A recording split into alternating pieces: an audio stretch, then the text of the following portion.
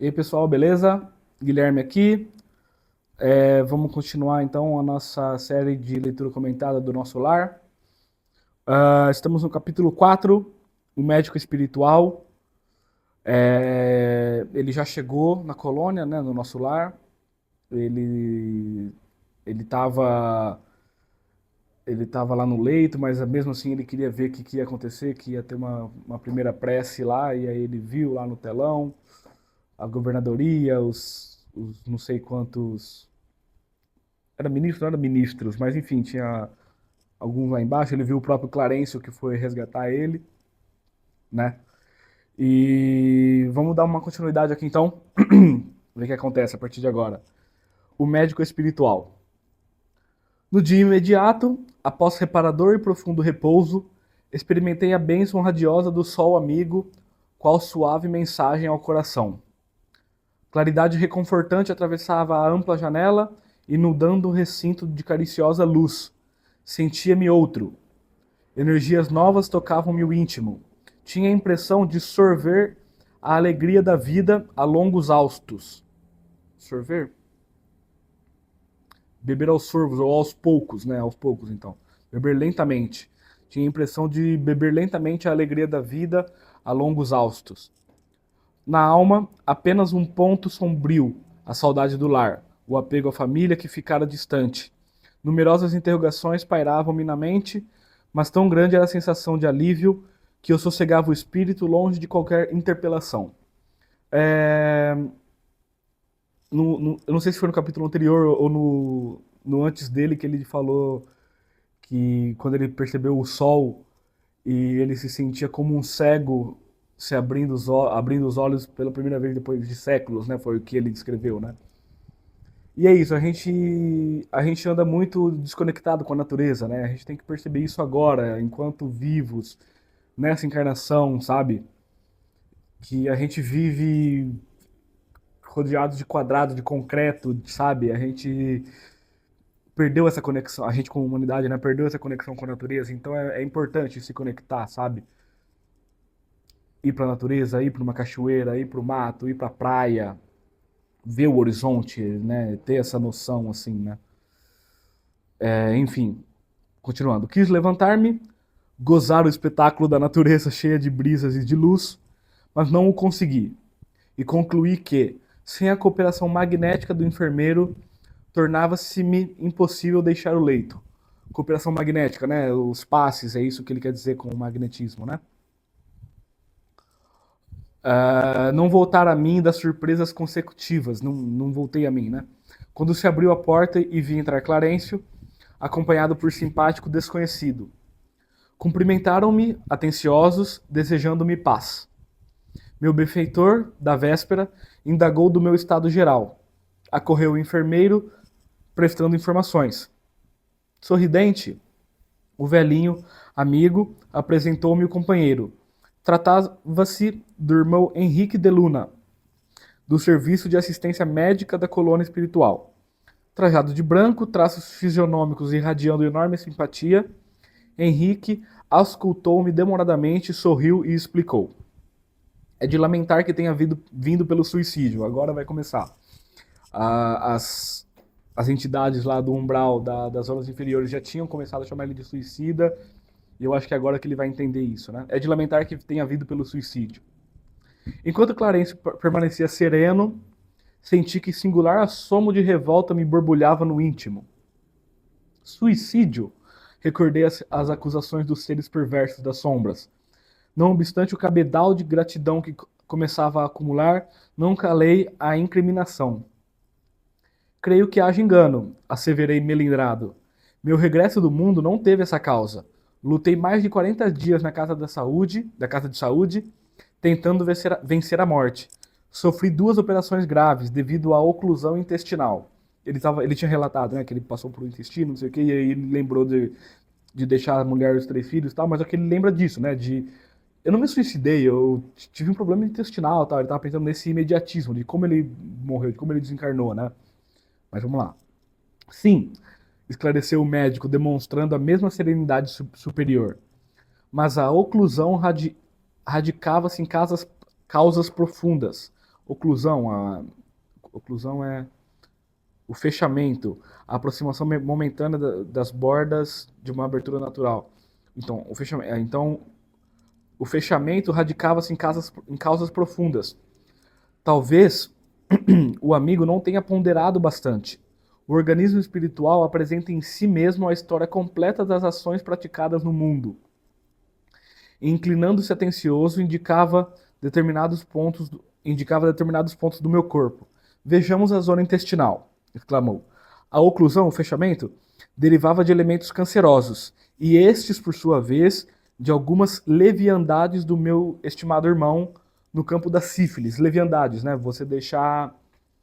Vamos ver, eu sei o que significa, mas não consigo explicar, né? Leviandades é qualidade do que é leviano. Irreflexão, falta de prudência ou de pensar, né? Você não tem a prudência, então a tua falta de prudência no campo da sífilis, né? Outra doença também, né? A moléstia talvez não assumisse características tão graves. Se o seu procedimento mental no planeta estivesse enquadrado nos princípios da fraternidade e da temperança, entretanto, seu modo especial de conviver, muitas vezes exasperado e sombrio, captava destruidoras vibrações naqueles que o ouviam. Olha só. Então, do jeito que você vivia, os que o ouviam captavam isso, né? Mas você mesmo às vezes não, né? Nunca imaginou que a cólera fosse manancial de forças negativas para nós mesmos? A ausência de autodomínio, a inadvertência no trato com os semelhantes, aos quais muitas vezes ofendeu sem refletir, conduziam-no frequentemente à esfera dos seres doentes e inferiores. Tal circunstância agravou de muito o seu estado físico. Quem não teve algum parente, algum pai, algum tio que gritava e não pensava nas próprias consequências, nas próprias falas, nas próprias atitudes, né? Depois de longa pausa, em que me examinava atentamente, continuou. Em que não ele, em que o médico examinava atentamente, ele continuou, o médico, né, o Henrique. Já observou, meu amigo, que seu fígado foi maltratado pela sua própria ação? Que os rins foram esquecidos com terrível menosprezo às dádivas sagradas? Singular desapontamento invadira meu coração. Parecendo desconhecer a angústia que me oprimia, continuava o médico esclarecendo. Então o médico ali, parecendo que o médico desconhecia a angústia que estava oprimindo ele, ele continuava. Os órgãos do corpo somático possuem incalculáveis reservas, segundo os desígnios do Senhor. O meu amigo, no entanto, iludiu excelentes oportunidades, desperdiçando patrimônios preciosos da experiência física. A longa tarefa que lhe foi confiada pelos maiores da espiritualidade superior foi reduzida a meras tentativas de trabalho que não se consumou. Todo o aparelho gástrico foi destruído à custa de excesso de alimentação e bebidas alcoólicas, aparentemente sem importância. Devorou-lhe a sífilis energias essenciais. Como vê, o suicídio é incontestável. Olha que coisa, né? Eu vou continuar lendo, porque vai se autoexplicar aqui, né? Meditei nos problemas dos caminhos humanos, ele pensando agora, né? Meditei nos problemas dos caminhos humanos, refletindo nas oportunidades perdidas. Na vida humana, consegui ajustar numerosas máscaras ao rosto. Talhando-as conforme as situações. Olha só as máscaras que ele vestia, né?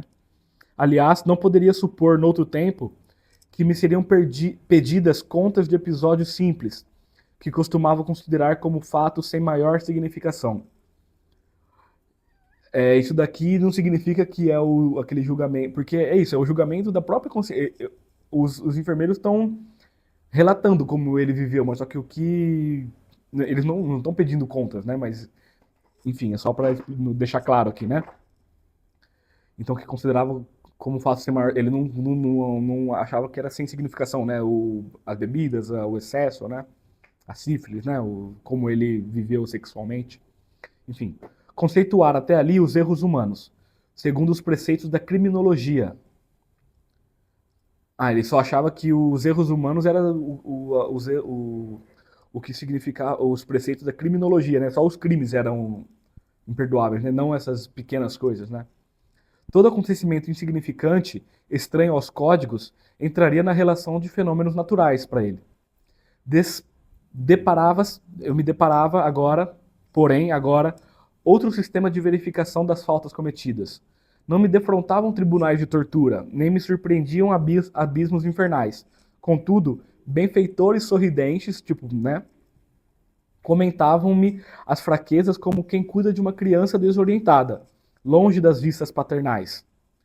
Aquele aquele interesse espontâneo, no entanto, feria-me a vaidade de homem. Olha só, é isso que significa o prestar contas, né? Feria-me a vaidade de homem. Talvez que, visitado por figuras diabólicas a me torturarem, de tridente nas mãos, encontrasse forças para tornar a derrota menos amarga. Todavia, a bondade exuberante de Clarencio, a inflexão de ternura do médico, a calma fraternal do enfermeiro penetravam-me fundo o espírito. Não me dilacerava o desejo de reação, doía-me a vergonha, e chorei. Rosto entre as mãos, qual menino contrariado e infeliz, pus-me a soluçar com a dor que me parecia irremediável. Não havia como discordar. Henrique de Luna falava com sobejas razões. Por fim, abafando os impulsos vaidosos, reconheci a extensão de minhas leviandades de outros tempos. A falsa noção da dignidade pessoal cedia terreno à justiça. A falsa noção da dignidade pessoal cedia terreno à justiça. Perante minha visão espiritual, só existia agora uma realidade torturante. Era verdadeiramente um suicida. Perdera o ensejo, a oportunidade preciosa da experiência humana. Não passava de náufrago a quem se recolhia por caridade. Então, a experiência humana, a experiência na Terra, ela é uma bênção. A gente tem que nos conectar à natureza, por exemplo, né? Mas saber usar a experiência, né? Saber usar as oportunidades que a vida nos dá de estender a mão, né? Esse é para isso que a gente está aqui. A gente não está aqui para ganhar dinheiro, para subir, para ter status, entre mostrar o que nós somos. A gente não está aqui para nos mostrar. A gente está aqui para nos ajudar, entre irmãos, pelo coletivo, sabe? Eu falei isso, eu discuti sobre isso com um grupo de amigos, né? Sobre o coletivo. E um deles falou assim: mas a gente tem que começar sempre a olhar por nós mesmos. A gente tem que nos modificar para nos amar para poder.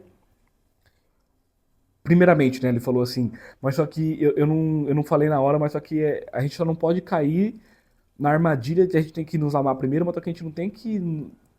A gente não pode a gente não pode confundir isso com ganância e com egoísmo. A gente tem que realmente nos entender, amar o próximo como a ti mesmo. A gente tem que nos amar primeiro para depois amar o próximo, com certeza. Mas a espécie só tá aqui pelo coletivo, sabe? Enfim, me dispersei um pouco do livro. Ele nem tá falando sobre isso, né? Mas vamos lá, ele tá falando sobre.